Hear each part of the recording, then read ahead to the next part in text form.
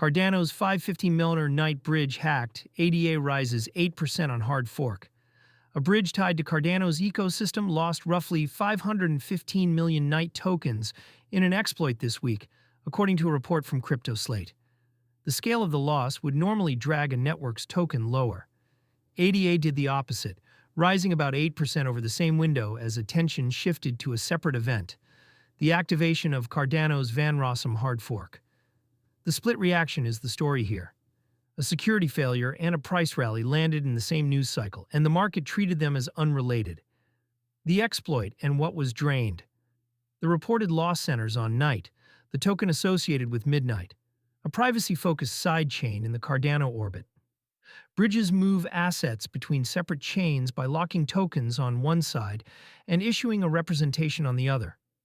That lock and mint design concentrates value in a single contract, which is exactly why bridges have become the most attacked component in crypto.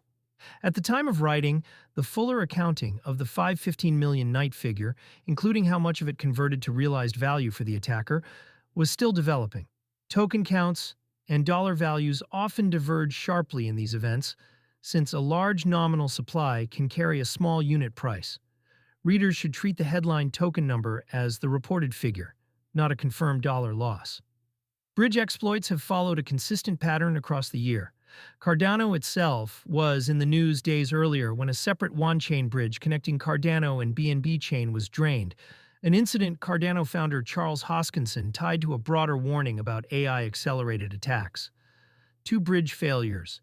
Touching the same ecosystem inside a short window points less at any single codebase and more at the structural weakness of cross-chain infrastructure. The timing behind ADA's counterintuitive rally. The counterintuitive price move traces back to timing. The exploit hit as Cardano activated Van Rossem, described as its first hard fork governed by on-chain voters rather than a founding entity. That governance milestone, combined with scaling work under the Laos research line, gave traders a forward-looking narrative that outweighed a loss confined to a sidechain token. Token price and protocol security are different signals, and they decoupled cleanly here. Night is not ADA. A drain on a midnight-linked bridge does not touch Cardano's base layer accounting or ADA's supply, so ADA holders had little direct exposure to price out. The upgrade, by contrast, spoke to the main chain's roadmap. The broader market backdrop was flat rather than supportive, which makes the ADA move more notable.